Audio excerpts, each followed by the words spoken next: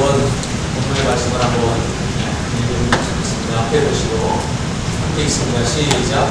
긍휼히 여기는 자는 복이 있나니 그들이 긍휼히 여김을 받을 것이며. 아멘. 팔복의 말씀을 네 번째하고 다섯 번째 말씀을 나누는데 앞에서의 말씀들은 지금 하나님 앞에서 우리가 가져야 되는 마음들이 아닌가 그런 생각을 해봤습니다. 오늘 다섯 번째 말씀은 우리가 이 땅에 살면서 지켜야 될 부분들이 아닌가, 우리가 세상을 아름답게 하기 위해서 감당해야 될 사명과도 같은 그런 것들이 아닌가 생각을 합니다. 그 중에 긍휼히 여기는 자가 복을 받는다라고 말씀을 하고 계시는데 우리 모두가 이 긍휼히 여길 줄 아는 사람이 될 수 있기를 바랍니다. 긍휼이라고 하는 말은 그 사전적인 의미로 보면 불쌍히 여겨 돌보아 줌, 이렇게 사전을 이야기하고 있습니다. 두 가지 의미가 있습니다. 하나는 불쌍히 여긴다라고 하는 의미입니다. 불쌍히 여기는 마음뿐만 아니라 돌보아주는 행동을 포함하고 있는 것이 긍휼이라고 하는 단어입니다. 이 두 가지가 다 있어야 됩니다. 우리의 믿음이, 마음속에 믿음이, 진실한 믿음이 있음과 같이 행함의 믿음이 있어야 되는 것처럼 긍휼이라고 하는 말도 바로 불쌍히 여기는 마음과 그 불쌍히 여기는 마음을 표현해서 돌보아줄 수 있는 행동, 이것이 포함되어 있는 단어입니다. 그래서 이 긍휼히 여기는 자라고 하는 이 말씀을 우리가 대하면서 그리스도인들이 행동해야 되는 믿음의 책임이 있어야 되지 않을까 하는 생각을 함께 해보게 되었습니다. 믿음에는 항상 책임이 있습니다. 하나님의 사람으로 도름받은 우리들은 하나님의 사람으로 쓰임받을 수 있는 책임감이 있어야 되는 것입니다. 그래서 우리의 가정에서 하나님의 사람으로 쓰임받기를 원하고, 우리가 속한 이 사회 속에서 빛처럼 소금처럼 쓰임받는 그런 일꾼들이 될 때에 진정한 그리스도인이 되는 것입니다. 오늘 이 긍휼히 여긴다, 긍휼이라고 하는 단어를 함께 보면서 우리가 이 사회에 대한 책임감을 가지고 정말 긍휼을 실천할 수 있는 그러한 성도로 다시 설 수 있는 그런 기회가 될 수 있기를 바랍니다. 성경은 우리의 믿음이 마음에만 있지 않고 표현되기를 원하고 행동이 되어지기를 원하죠. 그래서 이렇게 말씀합니다. 야고보서 2장 15절 16절인데요. 아니 형제나 자매가 헐벗고 일용할 양식이 없는데, 이런 사람들이 많이 있죠. 이런 사람들이 있는데 너희 중에 누구든지, 너희 중에는 믿는 사람들 중에 그런 얘기로 우리가 이해하고 싶겠습니다. 너희 중에 누구든지 그에게 이르되 평안히 가라, 덥게 하라, 배부르게 하라, 말로만 하고 몸에 쓸 것을 주지 아니하면 무슨 유익이 있으리요? 라고 말씀합니다. 우리는 믿음이 있기 때문에 성실하게 살고 열심히 살고 검소하게 살고, 그래서 어찌하든 남에게 신세 안 지고 살려고 애쓰는 사람들이, 그런데 이렇게 세상에 보면 그렇지 못한 경우들이 있어요. 때로는 그들의 그 삶의 잘못된 균형 잡히지 못한 삶 때문에 그렇게 되어진 경우들도 있어요. 그러나 그런 사람들에게도 우리가 안 됐다, 불쌍하다라고 하는 생각만 할 것이 아니라 할 수 있으면 돕는 그런 우리들이 돼야 됩니다. 안 됐다고 마음 먹는 것만으로는 아무 유익이 없다는 거예요. 행동하고 도와줘야만 유익이 있다고 이렇게 믿음이, 행하는 믿음이 되어야 됨을 성경은 야고보서에서 말씀하고 있습니다. 또 요한일서 3장 17절 18절에서도 이런 말씀을 합니다. 누가 이 세상의 재물을 가지고 형제의 궁핍함을 보고도 도와줄 마음을 가지면, 분명히 내가 여유가 있는데 형제를 도와줄 마음이 없고 그 마음을 닫아버리면 하나님의 사랑이 어찌 그 속에 거하겠느냐. 하나님의 사랑이 그 안에 거할 수가 없다는 거예요. 다시 말하면 믿음의 사람이라고 말할 수가 없다는 거예요. 하나님의 사랑이 있는 사람이라고, 하나님의 사랑을 받은 사람, 하나님의 사랑을 품은 사람이라고 말할 수 없다는 거예요. 도와줄 줄 모르니. 그러므로 도와줄 줄 아는 자녀들이 되겠죠. 자녀들아, 우리가 말과 혀로만 사랑하지 말고 행함과 진실함으로 하자라고 말씀하면서, 우리의 믿음은 행함에 있는 믿음, 실천하는 믿음, 사람들에게 뭔가 유익을 주고 도움을 주는 그러한 믿음이 되기를 성경은 말씀하고 있습니다. 그래서 이 그리스도인을 향한 주님의 그 바램이 바로 이런 것이 행동하는 것이죠. 그 행동하는 것을 잘 실천해서 특별히 긍휼을 실천하는 그런 우리 성도들이 되기를 오늘 행복의 말씀 통해서 말씀하고 있습니다. 자, 이렇게 우리가 행동해야 되는 이유는, 책임이 있는 이유는 우리가 먼저 긍휼을 받은 사람이기 때문이라고 하는 사실입니다. 하나님이 우리를 사랑하셔서 긍휼을 베풀어 주셨고 그 긍휼로 인해서 오늘 우리가 존재한다고 합니다. 우리가 다른 생각을 가지는 것도 하나님의 긍휼을 통해서 죄를 벗어났기 때문에 그런 겁니다.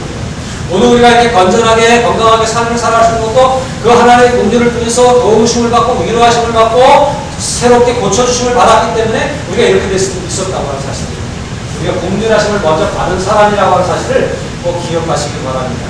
디도서 3장 5절에 보니까 우리를 구원하시되 우리가 행한 바 의로운 행위로 말미암지 아니하고 우리가 구원받은 것은 우리가 의로운 행위를 했기 때문에 구원받은 것이 아니라 오직 그의 긍휼하심을 따라 중생의 씻음과 성령의 새롭게 하심으로 하셨나니 우리가 잘난 것이 하나도 없는데 하나님이 우리를 불쌍히 여기시고 돌보아 주셔서 긍휼을 베푸셔서 우리를 구원해 주셨다. 이런 말씀을 하고 있습니다. 아멘이시죠? 또 베드로전서 2장 10절에도 너희가 전에는 백성이 아니더니 이제는 하나님의 백성이요 전에는 긍휼을 얻지 못하였더니 이제는 긍휼을 얻은 자이니라. 죄 가운데 있을 때는 긍휼을 받지 못한 사람들이 있습니다. 죄 가운데서 멸망할 수밖에 없는 하나님의 자녀가 하나님의 백성이 아니었습니다. 그러나 이제는 하나님이 불쌍히 여기시고 긍휼을 베푸셔서 돌보아 주셔서 하나님의 자녀를 삼으셨기 때문에 이제는 우리가 하나님의 긍휼을 입은 자로서 당당하게 살아갈 수가 있다라고 하는 사실입니다. 이런 이유들이 우리가 먼저 긍휼을 받은 사람이라고 하는 이 분명한 이유가 긍휼을 통해서 우리가 됐잖아요. 하나님의 자녀가 됐고 사람답게 살 수가 있잖아요. 그러니까 이제는 우리가 받아서 얻은 혜택대로 이 긍휼함을 전달할 수 있는 그런 책임 있는 성도로서의 삶을 살아가야 하는 것입니다. 그래서 긍휼을 베풀어야 되는데 긍휼을 베푸는 사람들에게는 좀 먼저 이런 열린 마음이 좀 필요합니다.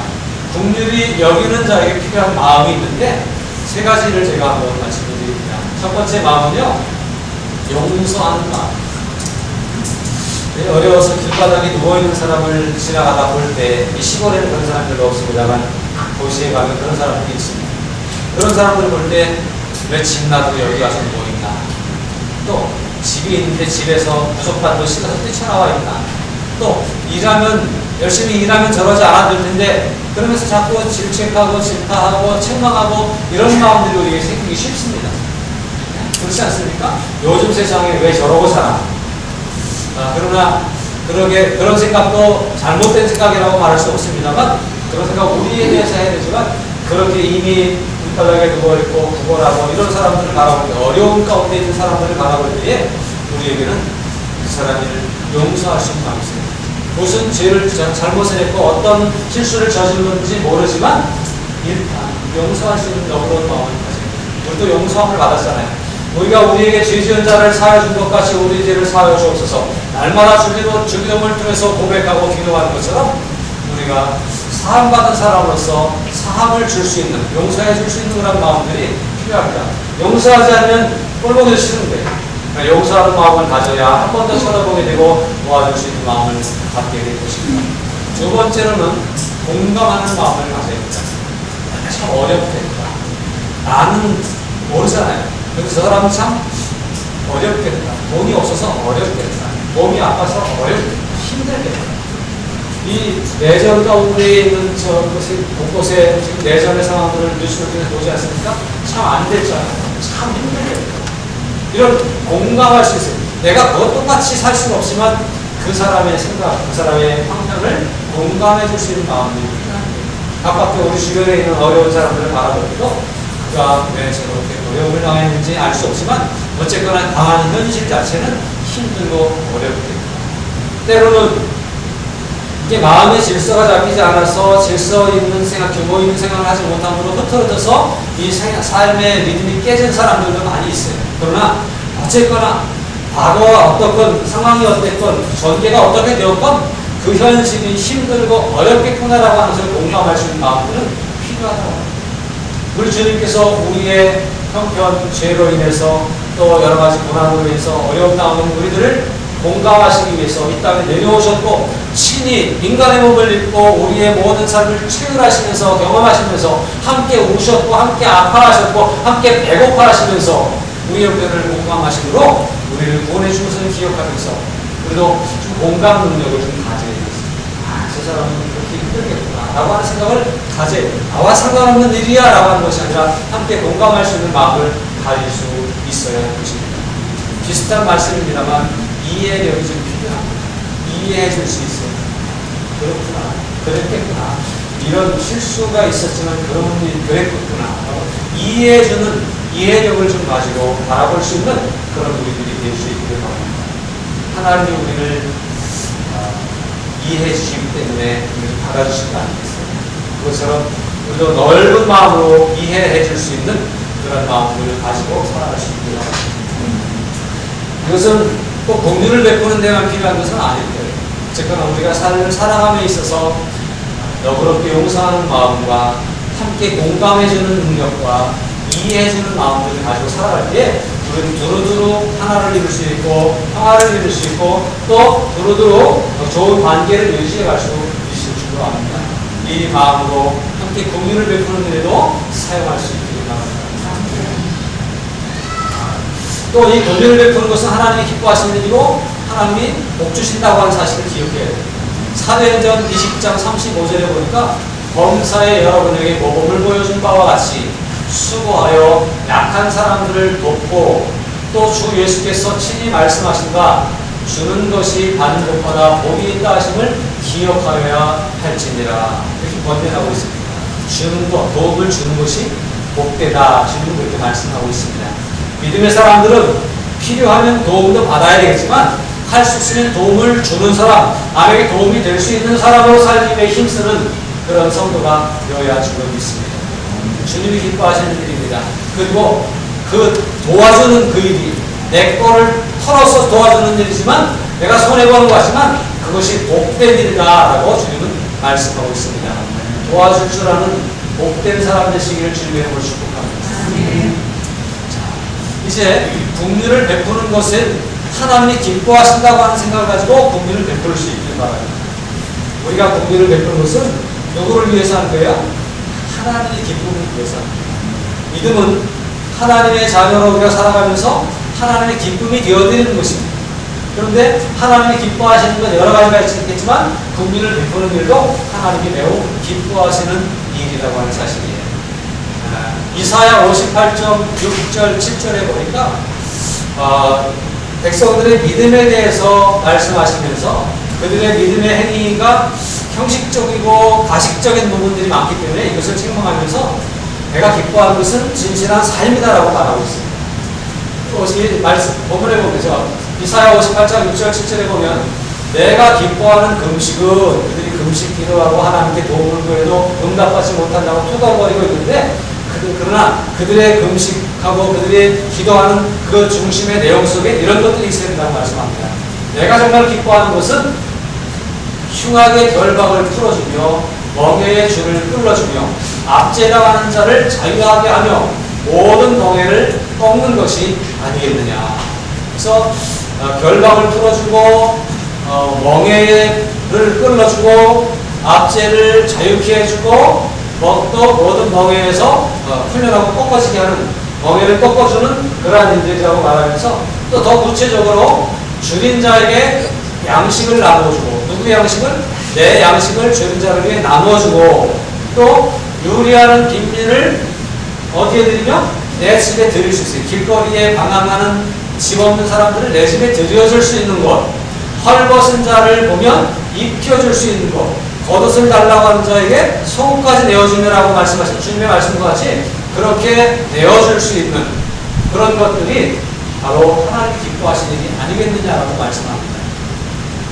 참 말같이 쉬운 것은 아닙니다. 내가 입고 있던 옷을 벗어서 남에게 준다고 하는 것은 참 쉬운 일은 아닐 겁니다.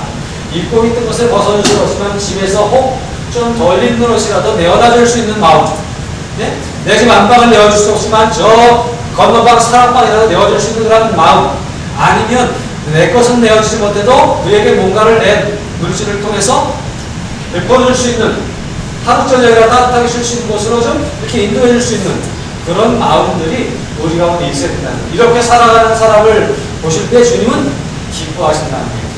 오늘 교회가 이런 일을 사회에 잘 감당할 때 하나님은 기뻐하실 겁니다. 성도들이 한 사람 한 사람이 각처에서 이렇게 남을 돕고 위로하고 격려하고 축복하고 뭔가 긍휼을 베푸는 그런 모습을 하나님은 기뻐하시고 내가 그들에게 긍휼 베푸기를 잘했다라고 생각하십니다. 그러므로 하나님의 기쁨 내기 위해서라도 긍휼을 많이 베풀 수 있는, 남을 도와주기를 즐겨하고 기뻐할 수 있는 그런 우리 모두가 되기를 원합니다. 또 긍휼을 베푼다고 하는 것은 예수님을 돕는 것과도 같다. 우리가 어떻게 예수님을 도와드리겠습니까? 그러나 예수님은 우리가 예수님을 도와드리는 것으로 느끼신다는 거예요. 말씀을 보면 마태복음 25장 35절 36절인데 예수님이 마지막 날에 양과 염소로 이렇게 심판대에서 두 분을 놓으시고 오른편 양의 우리에 들어가 있는 사람들에게 참 잘했다, 고맙다라고 표현하신다는 거예요. 뭐라고 그랬어요?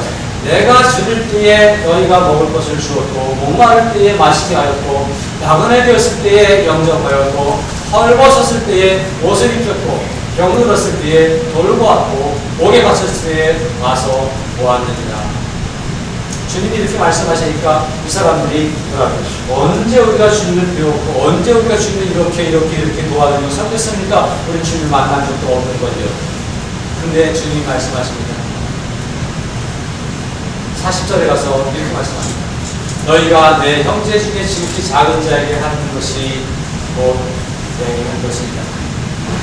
주님이 그렇게 말씀하시는데 우리 이 땅에서 사람들에게 긍휼을 베푸는데 주님은 그것이 당신이 받으신 것처럼 기뻐하셨고 흡족해 하시면서 마지막 날에 그 우리가 살아간 삶의 모습을 통해서 칭찬하시고 칭찬하신다고 하는 사실이에요. 왼편의 염소의 부류에 속한 사람들에게 말씀합니다. 똑같은 얘기인데 너는 내가 줄 때에 먹을 것을 주지 않았고, 너는 내가 목말라 할 때에 마시게 하지 않았고, 너는 내가 나그네 되었을 때에 영접해 주지 않았다라고 말합니다. 내가 헐벗었을 때에 옷도 주지 않았고, 병들었을 때에 돌보지 않았고, 또 옥에 갇혔을 때에 찾아보는 일도 없었구나라고 말합니다. 그때 그들도 얘기합니다. 우리가 언제 주님을 만났습니까? 주님이 아프셨으면 내가 찾아갔죠. 주님이 헐벗으셨고 굶주셨으면 제가 달려가서 도와드렸죠. 주님을 만난 적 없으면 못했습니다. 라고 얘기할 때에 또 주님 말씀합니다. 너희가 이 세상 가운데 작은 자들을 향해서 지극히 나약하고 작은 자들에게 하지 아니했던, 그들은 외면했던 것이 곧 나를 외면한 것과도 같다라고 말씀을 하시더라고 하셨습니다. 여러분 그렇습니다. 우리의 이 땅에서의 섬김은 하나님을 기쁘시게 해드리는 것뿐만 아니라 우리 주님을 직접적으로 도와드리는 일입니다. 주님은 우리의 섬김을 통해서 도움을 받으셨다고 느끼시고 마지막 날 도와줘서 고맙다고 칭찬하시고 상을 주신다고 말씀하고 있습니다. 여러분 이 땅을 살아가면서 모든 이들을 바라볼 때 주님을 대하듯이 할 수 있기를 바랍니다. 꼭 굶주린 사람, 헐벗은 사람들뿐만 아니라 자녀들을 대할 때도 주님을 대하듯이 대하시길 바랍니다. 남편을 대할 때도 주님을 대하면서 주님을 대하듯이 대하시길 바랍니다.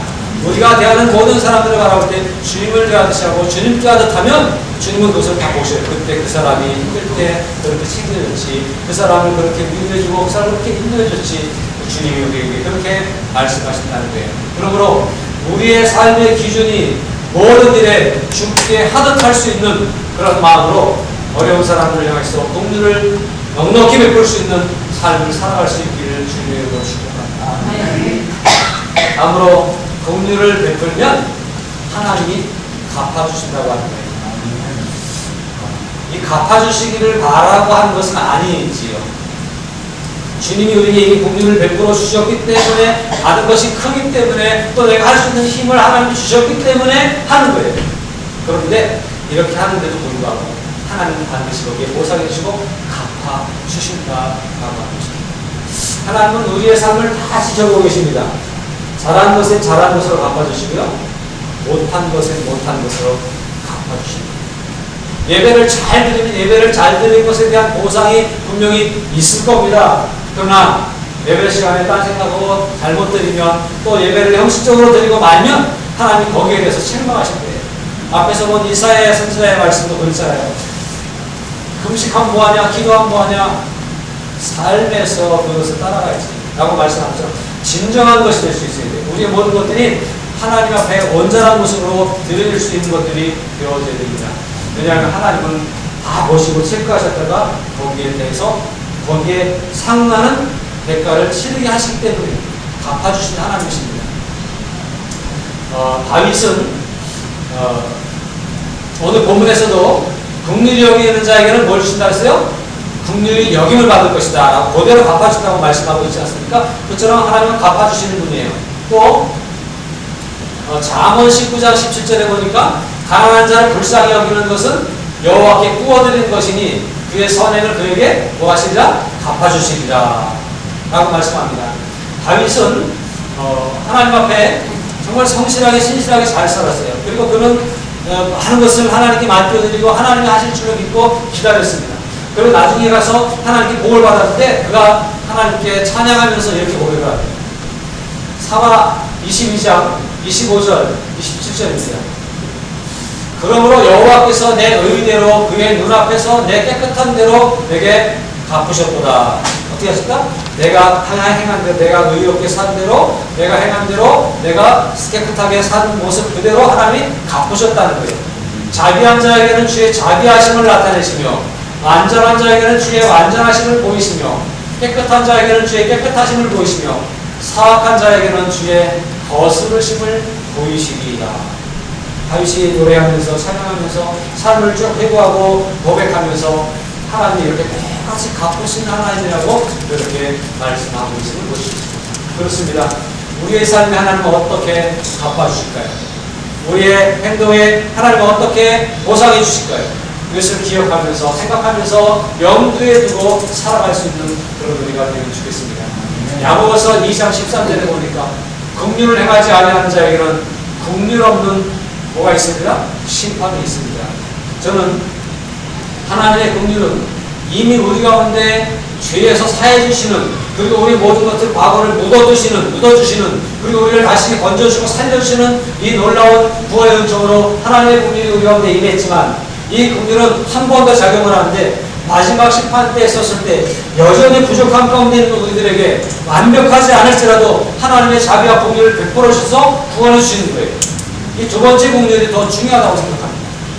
그런데 이 땅을 살아가면서 이 두 번째 긍휼을 무시하지, 이미 한 번 받은 긍휼에 만족하고 여기에서 머물러서 안주하면서 살아가면 마지막 날에 다시 긍휼을 누리지 못하는 일도 생기지 않을까, 그런 생각을 한번 해봅니다. 두려운 마음으로 해봅니다. 긍휼을 행하지 아니하는 자에게는 긍휼 없는 심판이 있습니다. 마지막 날 보실 때 너 이것도 잘못했고 이것도 잘못했잖아. 그럼 어떻게 되는 거예요? 긍휼 없는 심판을 받는 거예요. 하나님이 그 심판에 대한 긍휼을 베푸셔야만 우리가 구원을 받을 수 있는데 긍휼을 베푸시지 않으면 우리가 구원을 받지 못합니다. 긍휼은 심판을 이기고 자랑하게 합니다. 여러분, 우리가 이 땅에 긍휼을 행할 때에 우리의 선한 행위 이런 것들, 물론 행위로 구원 받는 것은 아닌데요, 긍휼을 받은 자로서 긍휼을 베풀고 하나님의 뜻에 합당하게 살아가는 온전한 믿음, 진실한 믿음의 삶을 살아가게 되면 주님은 그것 때문에 칭찬하시고 그것 때문에 우리를 천국으로 인도하시는 2차 긍휼을 베풀어 주신다고 말씀하고 있습니다. 그러므로 하나님의 긍휼을 기대하며 오늘 긍휼을 행하는 삶을 살아갈 수 있는 그런 우리 모두가 될 수 있기를 바랍니다. 마태복음 18장 33절부터 35절에서는 한 비유의 말씀을 앞에 말씀하시면서 이렇게 말씀하십니다. 이 비유는 이런 거예요. 한 임금에게 1만 달란트를 빚진 자가 있었습니다. 근데 그가 임금이 불러다가 빚 언제 갚을래? 그랬더니 죄송합니다. 제가 갚을 길이 없습니다. 그랬더니 임금이 불쌍히 여기셔서 긍휼을 베풀어서 그를 탕감해 줬습니다. 1만 달란트. 이루 헤아릴 수 없는 많은 양이에요. 근데 그것을 탕감해 줬습니다. 그런데 그 종이 돌아가서는 이웃에게 가서, 자기 동료에게 가서 100데나리온, 한 데나리온이 하루 품삯이라고 할 때 한 100일치, 한 반년치 품삯이라고 보면 돼요. 네?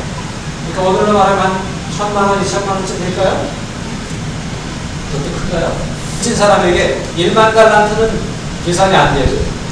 5만 원. 그런데 그 사람에게 안 갚을래? 안 갚으면 내 아내와 내 자녀들을 내가 적으로 삼겠다? 안 갚은 너를 오게 가두겠다? 협박하더니 갚을 능력이 없는 그에게 그를 잡아다가 오게 잡았어요. 그러니까 주변 사람들이 볼 때 저건 아니야. 요즘 지난 끝났나요? 드라마 한번 보니까 아닌 건 아니요. 그런데 주변 사람들이 보고 아닌 건 아니라는 거예요. 그러니까 이것을 누구에게? 임금에게 고자질. 임금에게 고자질하니까 임금님이 그를 가시는 거예요. 내가 너에게 1만 달란트를 탕감해 줬는데 너는 그 100데나리온 빚진 자를 탕감해 줄 수 없느냐? 내가 너에게 쏟아준 긍휼의 내 역사를 기억하고 보면서 그것을 혜택을 받았으면서 너는 그만큼도 긍휼을 베풀 수 없느냐? 라고 말씀합니다. 그러면서 이 말씀을 하는 거예요. 33절부터 35절에 내가 너를 불쌍히 여기고 여긴과 같이 너도 내 동료를 불쌍히 여김이 마땅하지 아니하냐 하고 주인이 노하여 그 빚을 다 갚도록 그를 옥절들에게 넘기니라. 너희가 각각 마음으로부터 형제를 용서하지 아니하면 나의 하늘 아버지께서도 너에게 이와 같이 하시리라. 긍휼을 베푸는 일은 해도 되고 안 해도 되는 일이 아니라 해야 되는 일이에요. 왜요?